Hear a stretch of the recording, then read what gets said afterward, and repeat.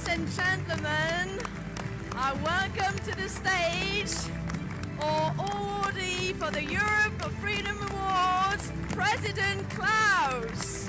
A warm welcome.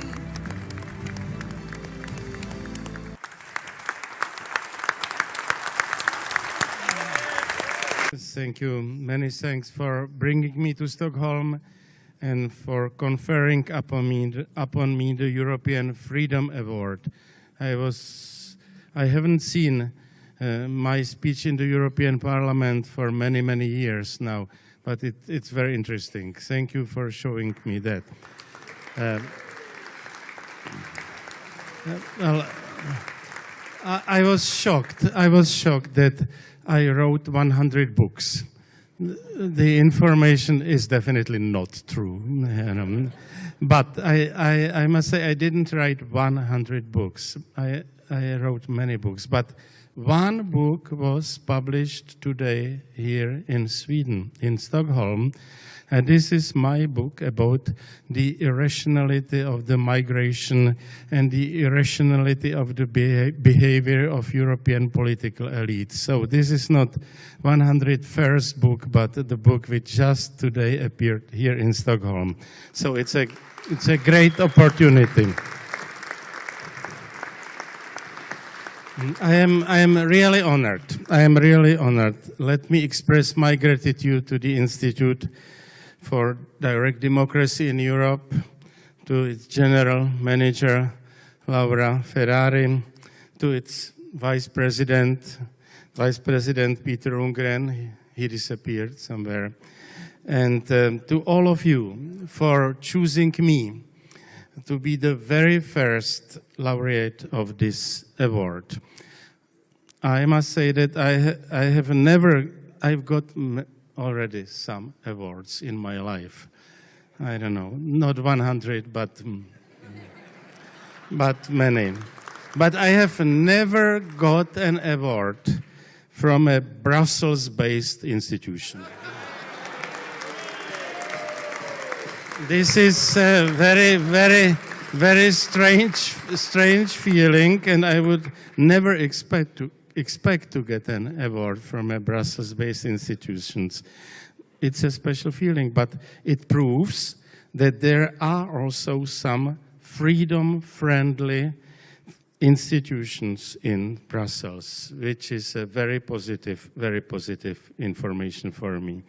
Your decision to give me this award, nevertheless, indicates courage and independence. The European political elites, the representatives of a new species I call Homo Bruxellarum, would prefer other candidates for an award which contains the adjective European.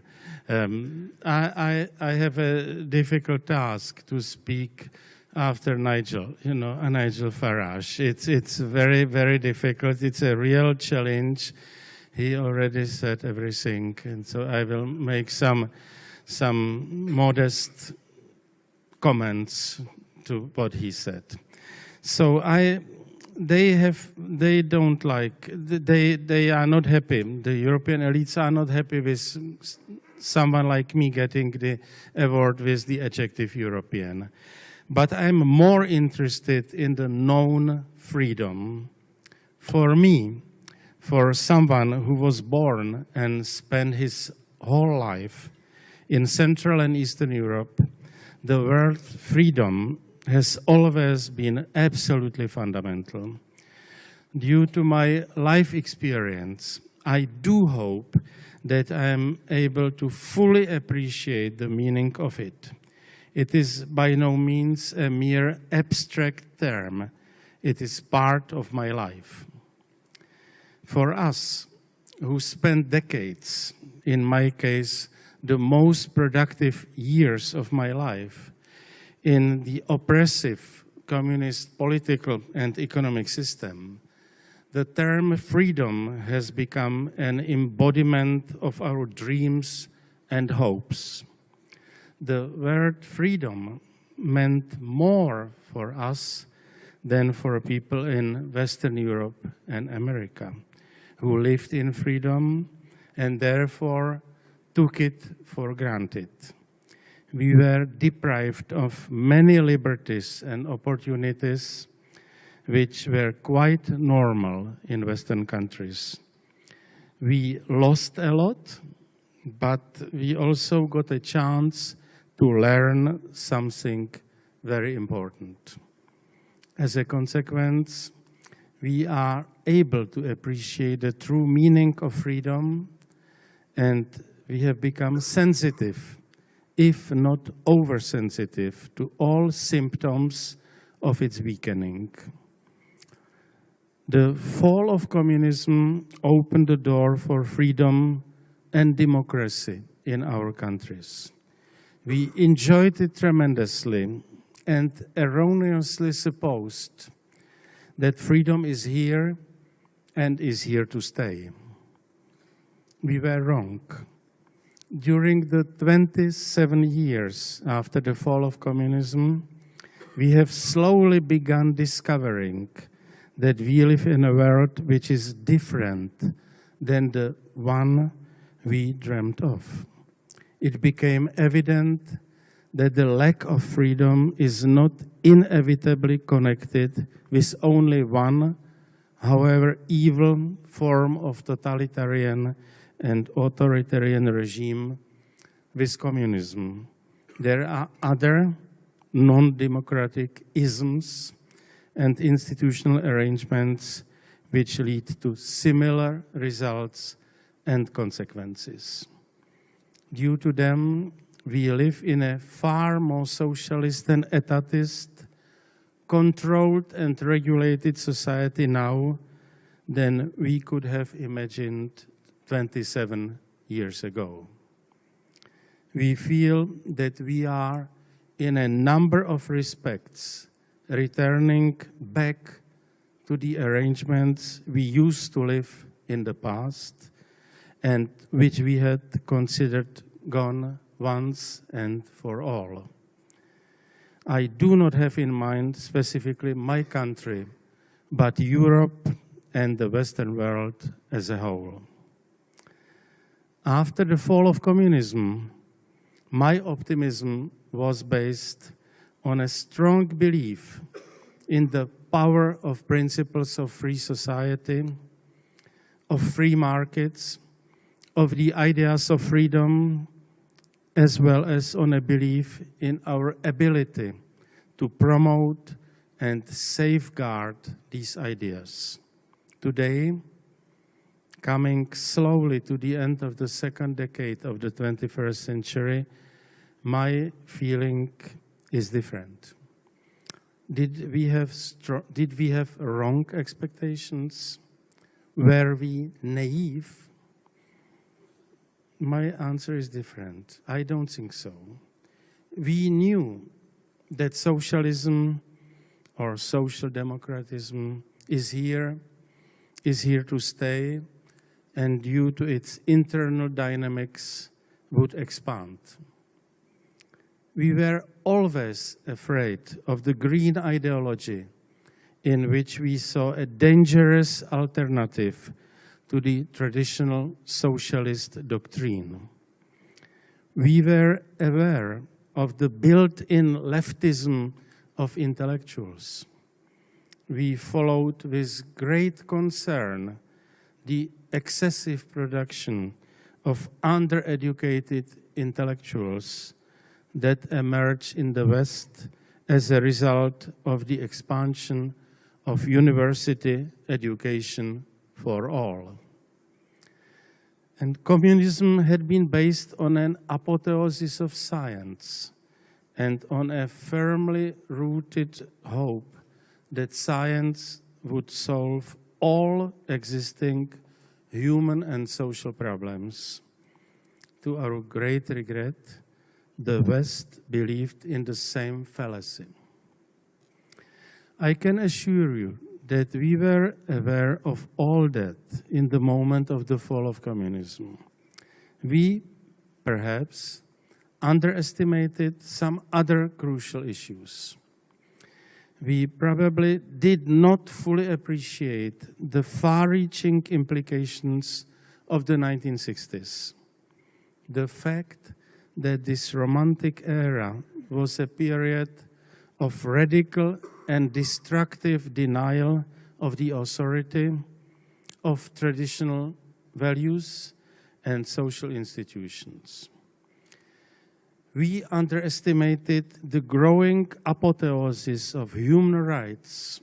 We underestimated that the growing apotheosis of human rights was in fact a revolutionary denial of civic rights and of many liberties and behavioral patterns connected with them.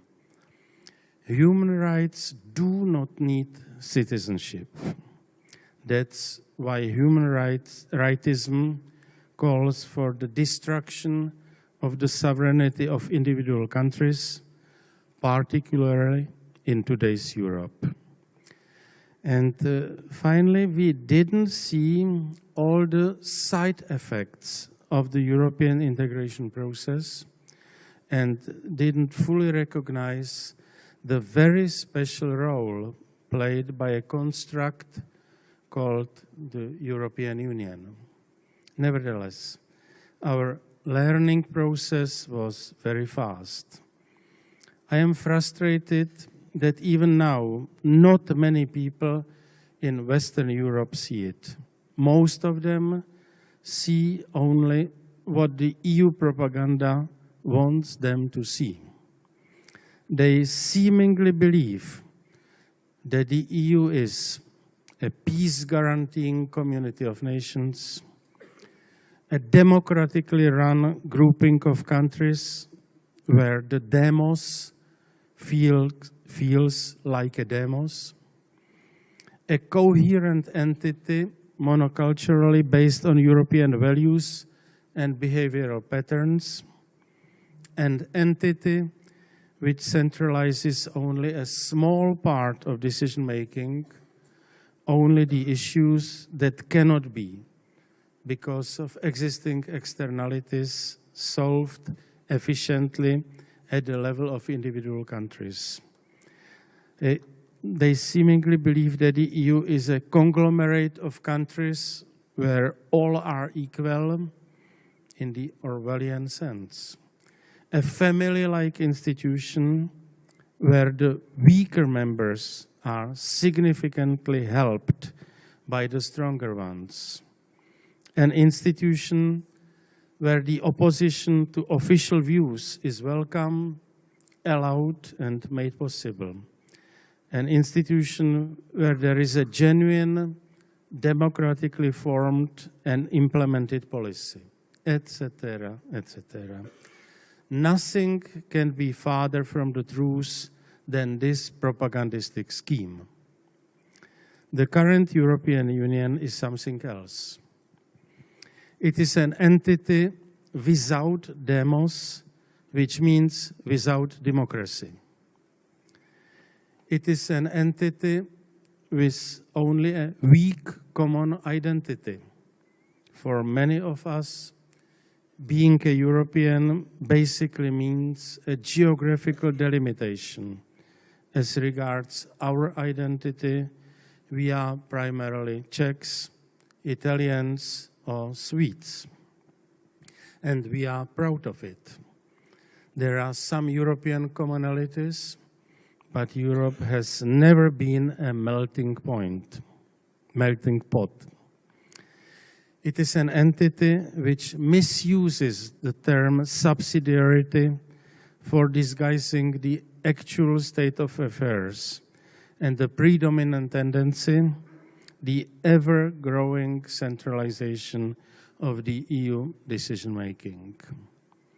It is, especially after the Lisbon Treaty, an entity with one dominant country, Germany, which, as was recently stated by its Staatsminister für Europa, Michael Roth, must fulfill its leading role in Europe, whether it likes it or not. It is an entity without authentic, genuine solidarity. And it is an entity constrained and weakened by a non-functioning monetary union and by the irresponsible Schengen arrangements. Ladies and gentlemen, we can go on for a long time discussing these issues, both the erroneous model and the undemocratic reality of the European integration process. I believe most of you look at it in a similar way. I know that you not only look at it, your political activity in Brussels tries to do something with it. It is not sufficient. We need a next step, however. We should start building bridges among people with similar views. Without building bridges, without prejudices, and with open hearts and arms. Otherwise, we would remain marginalized. We should try to establish a viable and functioning alternative to the European political establishment supporting parties and institutions.